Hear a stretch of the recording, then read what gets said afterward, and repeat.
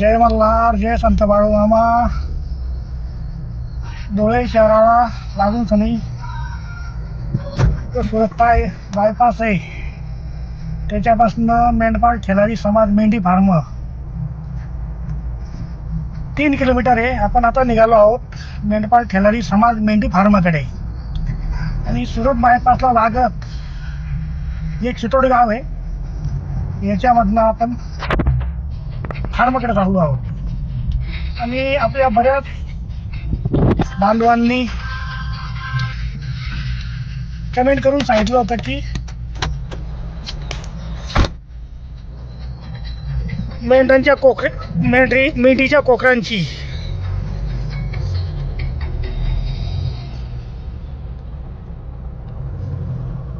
दोन ते 4 महिन्याच्या त्यांची चाऱ्याची व खाण्याची व्यवस्थापन पर एक व्हिडिओ बनवा. आज आपण त्या उद्देशाने फार्मकडे निघाले आहोत. थोड्याच वेळात आपण फार्मावर पोहोचणार आहोत. मित्रांनो, आपण सोडला तर हे चितोड गाव. आपण लागलो धुळे रावेर रोडला. या धुळे रावेर रोडवरच मेंढपाळ खिलारी समाज मेंढी फार्म आहे. लवकरच आपण त्या फार्मवर पोहोचणार आहोत. इथं एक गवळी समाजाचा 50 ते 60 म्हैशींचा फार्म आहे ह्याच रोडवर. त्या फार्मचं नाव काय मला माहीत नाही. आणि आता ही बारी लागेल, धुळे रावेरची बारी ही चालू झाली. धुळे रावेरची ही बारी छोटीशी बारी आहे, काही मोठं घाट सेक्शन नाही. परंतु घाट सेक्शन तर घाट सेक्शन असतं.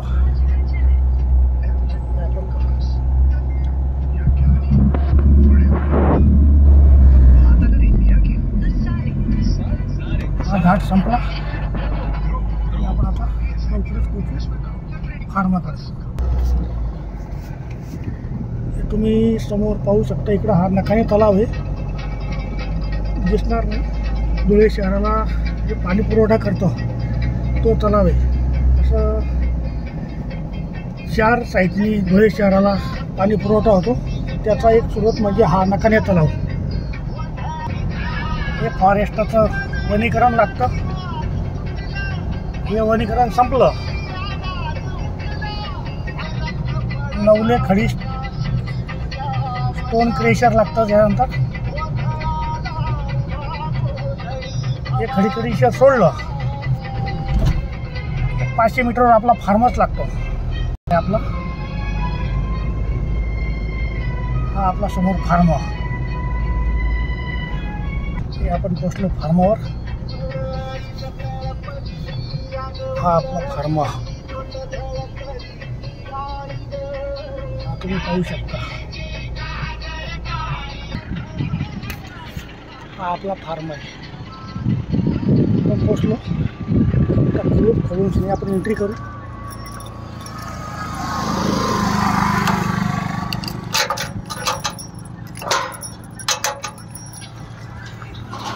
हा आपला फोटोराम राखणदार.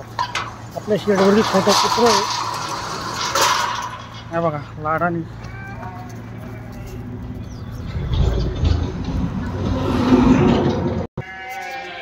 हे आपण आलो फार्मावर आपल्या गाडीने. हा फार्म पाहू शकता. मित्रांनो, आमच्या धुळे जिल्ह्यामध्ये यावर्षी दुष्काळाचा सावट होतो, म्हणून आपण काय करतो, मार्केटमधनं हे वेस्टेज आणतो. वेस्टेज काही जो स्वस्त भाजीपाला आहे, आता मेथी, कोथिंबीर, वांगे हे इतके स्वस्त आहे की तुम्ही जर हिरवा चारा घ्यायला गेले तर 6-7 रुपये किलो मिळतो. परंतु मार्केटला जर गेलं तर तिथं आपल्याला मेथी, कोथिंबीर 2 ते 3 रुपये किलोने मिळतं. हे बघा, जे आता ही काल मेथी खरेदी केली होती, हे 5 पोते आहेत आणि गाडीमध्ये 6 पोते आहेत. असं कमीत कमी आपण एक 700-800 kg डेली हिरवा चारा आणतो. आणि त्याच्याबरोबर जे मार्केट कोंबड्यांसाठी जे मार्केटचं वेस्टेज असतं ते पण आणतो आपण.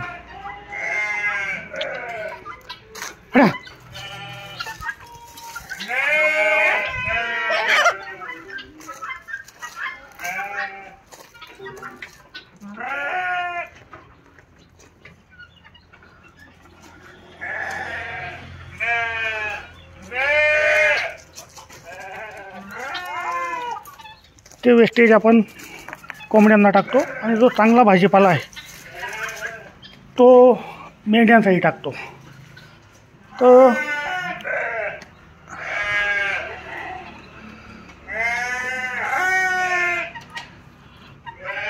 आपले जे मेंढ्या आहेत, आपल्या मित्रांचं म्हणणं होतं की मेंढ्यांचं चाऱ्याचं व्यवस्थापन कसं करतात. तर मित्रांनो, जास्त काही फरक नाही आहे. 2 महिने झाले की मेंढीच्या बच्च्याचं दूध पिण्याचं प्रमाण कमी होतं आणि ती मेंढी क्रॉसिंग झालेली असती तर तिथंही दुधाचं प्रमाण कमी होऊन जातं. तिथं दुधाचं प्रमाण कमी झालं की ते बच्चं थोडं चारा खायला सुरुवात करतं. मग त्याच्यामध्ये थोडा चारा,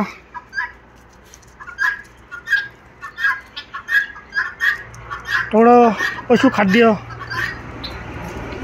आणि दूध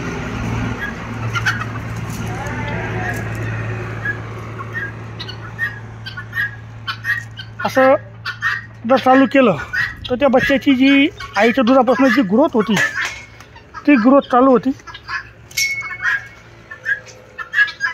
त्या ग्रोथपासून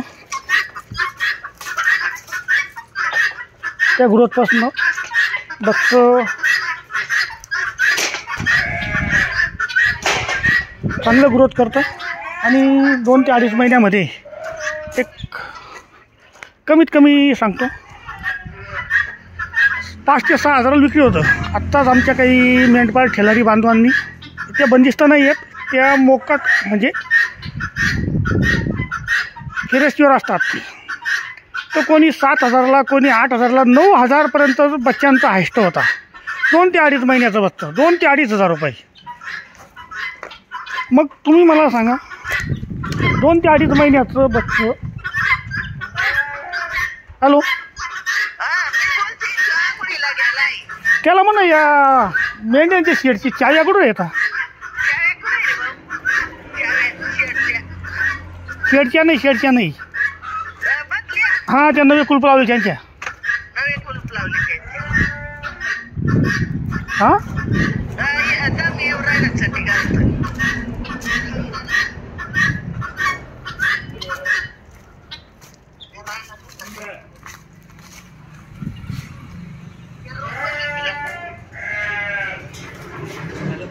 हां, या नवीन कुलप लावले चाव्या कुठे आहेत?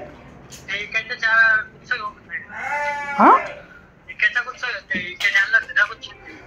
अरे तर मग 2-3 चाव्या चाव्या इथं ठेवायचं ना. मी माझ्या चाव्या घेऊन आलो आहे, तर मग मला सांगायचं ना कुलप लावले असं. मग आता ये, मग आता आपलं वरचं जे शेड आहे मित्रांनो, त्याला चाव्या मुलाजवळ राहून गेल्या. काल आपण जरा सिक्युरिटी म्हणून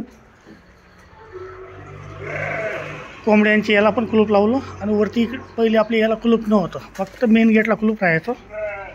परंतु काय, आपण दक्षता नाही घेतली आणि आपल्याकडे इतकं जनावर आहे, चोर भामट्यांना काय जे मिळालं ते घेऊन पाळणारे. मग अशा चोर भामट्यांपासून सावध राहण्यासाठी सिक्युरिटी म्हणून मुलांनी काल कुलपं लावले.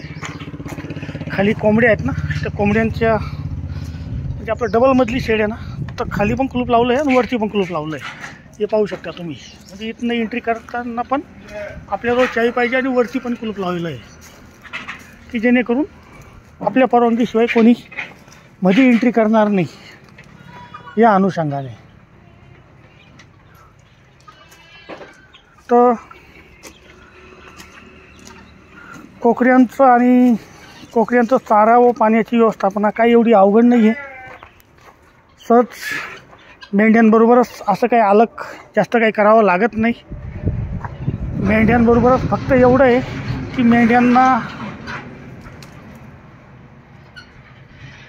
निब्बर चारा म्हणजे वयात आलेला, म्हणजे तुम्ही मक्का, बाजरी याचा चाराही खाऊ घालू शकतात. परंतु जे 2 ते 2.5 महिन्याचे कोकरे असतात त्यांना नरम चारा म्हणजे काय, जसं मेथी घास, आपण आता ही मार्केटमधनं मेथी आणतो आहे, कोथिंबीर आणतो आहे, असं हलकं फुलकं की जेणेकरून सहज त्यांना चावता येईल आणि चावून खाल्यानंतर ते पचन होईल.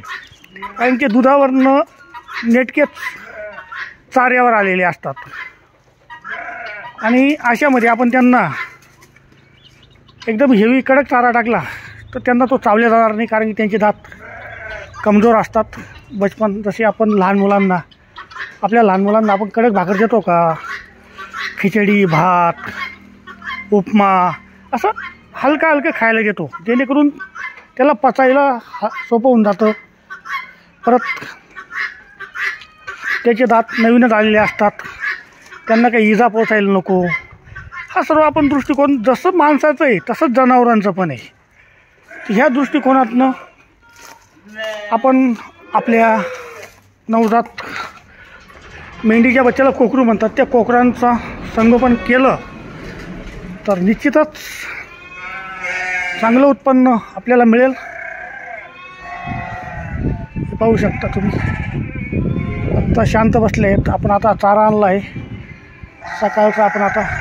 सकाळी आपण हिरवा चारा टाकत नाही, आपण सोयाबीनचं आपल्याकडे तूस आपण स्टॉक करून ठेवलेलं असतं, म्हणजे आपल्या स्टोअररूममध्ये, फीड रूममध्ये. तर आपण ते सकाळी टाकतो सकाळचं खाद्य म्हणून, आणि संध्याकाळी हा हिरवा चारा टाकतो. कारण की आता उन्हाळ्याची चावल लागायला लागली, मग मेंढ्यांना पाण्याची गरज असते. कारण की त्यांच्या शरीरात पाण्याची कमतरता पडायला नको म्हणून सांगितलं. जर हिरवा चारा टाकला तर हिरव्या चाऱ्यामध्ये 60 ते 70% पाण्याचं प्रमाण असतं. मग तो हिरवा चारा खाला तर पाणी पिण्याचं प्रमाण कमी होऊन जातं कुठल्याही जनावराचं. आणि ते पाणी पिण्याचं प्रमाण कमी झालं की मग अवेळी गर्भपात वगैरे असे प्रकार चालू होऊन जातात. मग आपल्याला तेच नको आहे. मग आपण काय करतो, सकाळी कोरडा चारा टाकतो, जेणेकरून तो कोरडा चारा खाल्यानंतर पाणी मोठ्या प्रमाणात जनावरं पितात आणि कुठलाही आजार किंवा दुष्परिणाम आपल्या जनावरांवर मग दिसून येत नाही. आणि संध्याकाळी आपण हा हिरवा चारा टाकला तर त्याच्यामध्ये 60 ते 70% पाण्याचं प्रमाण असतं. म्हणून सनी त्याच्या शरीराला जेवढं पाणी लागणार असतं तेवढं पाणी त्या चाऱ्यामधून मिळून जातं. नाईटला थंडावा असतो, त्या थंडाव्यामध्ये त्यांना काही फरक म्हणजे काहीच फरक पडत नाही. मग आपण ह्या दृष्टिकोनातून सर्व काम करत आहोत. तर अजून काही कोणाला प्रश्न असतील तर त्यांनी कमेंट बॉक्समध्ये जाऊन कमेंट करून प्रश्न विचारावे. निश्चितच त्या प्रश्नांचं समाधानकारक उत्तर मेंढपाळ ठेलानी समाज मेंढी फार्माकडनं देण्यात येईल. आणि जास्तीत जास्त आपल्या नवतरुणांना या मेंढी फार्माचा फायदा होईल या दृष्टिकोनातून व्हिडिओला शेअर करा, लाईक करा, कमेंट करा आणि फॉलो करा. म्हणजे अजून नवनवीन व्हिडिओ बनवून आपल्यासमोर नवीन आयडिया घेऊन येऊन आपल्याला जास्तीत जास्त या धंद्याकडे आकर्षित होऊन जास्तीत जास्त उत्पन्न घेऊन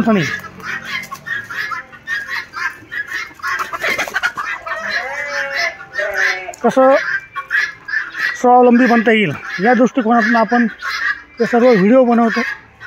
आणि जास्तीत जास्त नवउद्योजक कसे तयार होतील हा आपला दृष्टिकोन आहे. तर नोकर बनून राहण्यापेक्षा स्वतःच्या छोट्याशा उद्योगापासून मालक व्हा. नोकर बनून राहण्यापेक्षा नोकर ठेवा आणि मालक बनून आपलं स्वराज्य स्वतः स्थापन करून त्या स्वराज्याचे राजे व्हा अशी माझी इच्छा आहे. म्हणून सर्वांना जय मल्हार, धन्यवाद. जय हिंद, जय महाराष्ट्र.